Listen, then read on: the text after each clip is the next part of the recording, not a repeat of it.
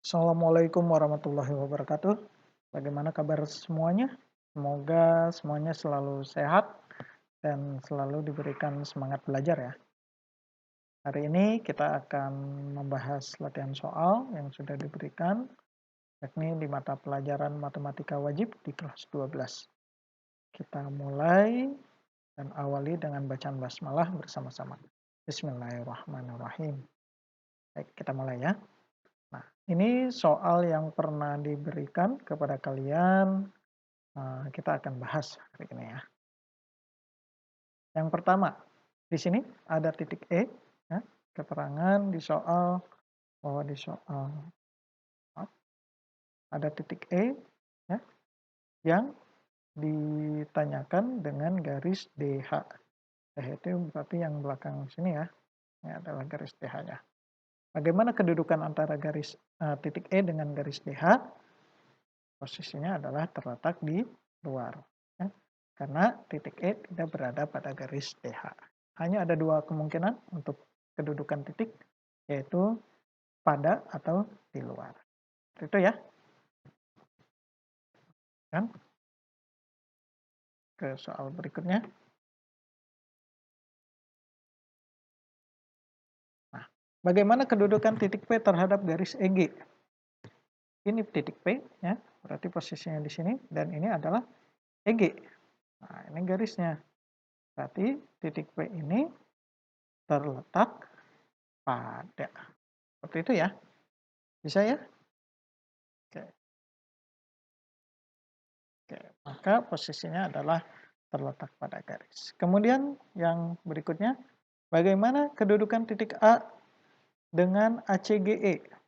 Ini A, ya, titiknya berada di sini. ACGE, berarti ini bidang ya. Kalau kita gambarkan seperti ini, ACGE ini. Oke, mohon maaf. Agak kurang lurus ya. Nah, seperti ini. ACGE berarti karena dia posisinya ada di sini, yakni berpotongan atau terletak pada ya, maka jawabannya adalah ya, berarti terletak pada bidang ACGE. Ya, pokoknya kalau nempel di bidangnya berarti itu terletak pada, kalau tidak berarti ya, di luar ya. Nah, bisa ya? Baik, kita lanjutkan. Oke, saya delete dulu. Oke, selanjutnya bagaimana titik E terhadap bidang DCGH? Nah, sama ya. Kita lihat titik E. Ini titik E-nya di sini. DCGH. DCGH berarti yang belakang ya. Nah, berarti kondisinya gimana? Tidak terletak. Kalau tidak terletak berarti di luar. Kemudian titik F. Bagaimana posisi titik F terhadap BGE? Oke, ini titik F-nya. Kemudian ini BEG ya. BGE. Berarti betul, ke sini dulu. BGE. Nah, berarti yang di belakangnya ini ya.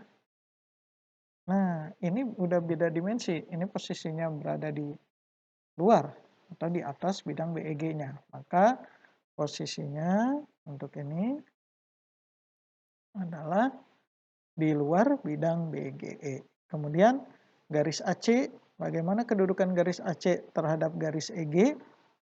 Ini garis AC dan EG.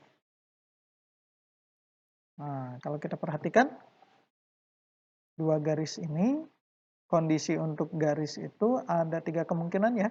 Ada sejajar, ada berpotongan, dan ada bersilangan. Kalau seperti ini berarti sejajar. Ya.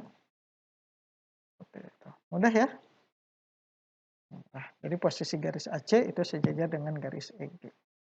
Selanjutnya, bagaimana garis EH dengan BE? EH, ini garis EH-nya, kemudian garis BE. Nah, kalau kita lihat, ini berpotongan ya di titik E. Berarti posisinya adalah berpotongan. Bisa ya? Oke, kita lanjutkan. Bagaimana garis HF dengan BG? HF ini ya, ini HF dan BG. Nah, ini BG. Nah,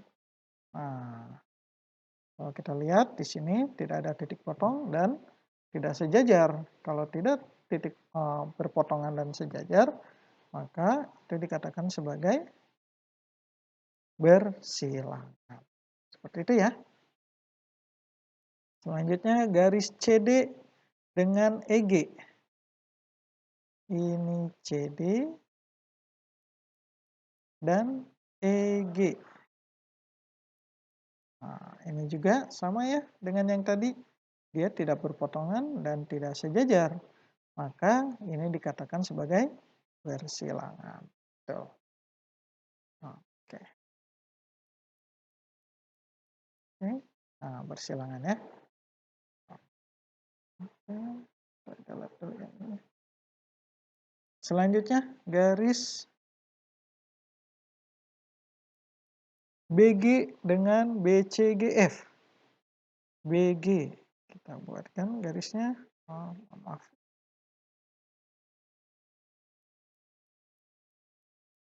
Ini BG-nya ya. Oke. Dengan BCGF. B berarti dari sini B C G F. Nah, berarti yang ini ya. Karena ini posisinya ada di dalamnya, maka dia dikatakan sebagai terletak pada. Jadi garis BG ini terletak pada BCGF karena posisinya ada di dalam bidang BCG. Oke. Lanjutkan. Berikutnya adalah garis AC dengan EFGH. AC. Nah, ini AC dengan EFGH. EFGH.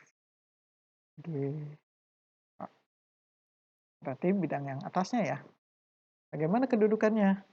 Kedudukannya ini dikatakan sebagai sejajar. Ya.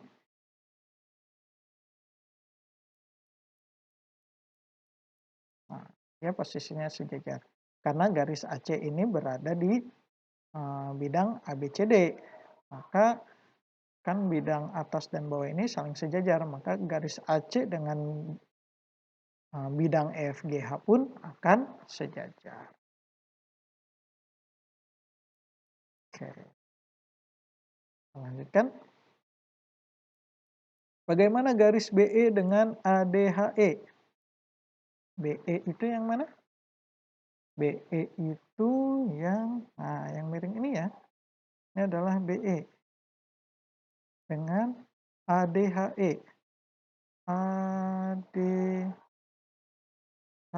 Oh, berarti bidang yang paling pojok sini nih. Nah, ini ada titik potong nih di titik E. Maka ketika ada garis dengan bidang ada titik potongnya, itu dikatakan sebagai memotong atau menembus.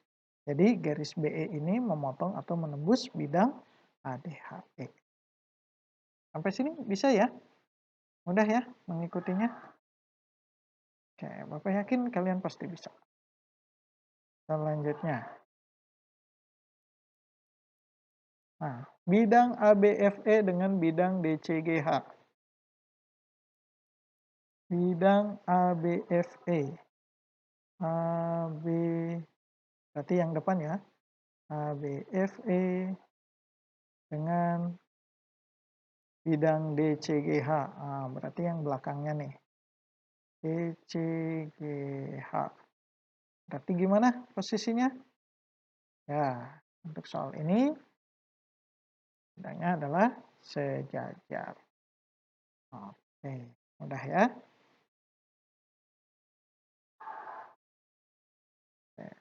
yang sejajar. Kemudian bagaimana bidang BEG dengan EFGH? BEG ini berarti yang miring ya, yang segitiga di dalam ya. Nah, ini BGE dengan bidang ya EFGH. Berarti EF, mohon maaf ya, EFGH. Nah, bagaimana untuk kondisi seperti ini? Kondisi seperti ini, katakan bidang BEG berpotongan dengan bidang EFGH. Berpotongannya di mana? Di garis EG-nya. Oke ya. Oke. Selanjutnya. Nah, bidang ACGE. Nih, udah kelihatan ya. ACGE berpotongan dengan bidang BFHD. ACGE berarti ini yang tengah-tengah ya. Dengan BFHD. Nah, BFHD kan dia saling memotong. Ada garis potongnya. Kalau digambarkan ini garis perpotongannya di sini ya, bidangnya ya. Dikatakan sebagai berpotong. Oke, kita lanjutkan lagi.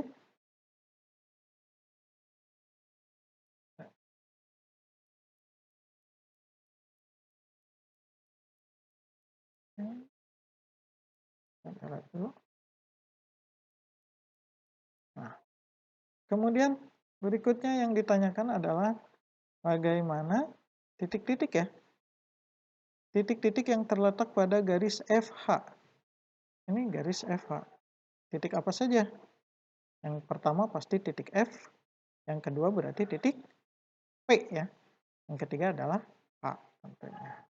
Maka jawabannya adalah P dan H. Mudah ya? Nah, selanjutnya, bagaimana titik yang terletak pada bidang BEG? Berarti BEG. Ada apa saja? Berarti B, E, ya, ya, B, E, kemudian P dan G. Tuh. Kemudian garis-garis yang bersilangan dengan garis CG adalah garis CG. Berarti garisnya yang belakang ini ya, ini garis CG-nya. Yang bersilangannya salah satunya adalah dengan AB, betul. Kemudian, nah kalau kita lihat berarti ini ya, ini juga bersilangan. Berarti dengan AD, kemudian dengan BE, betul ya, ini bersilangan juga.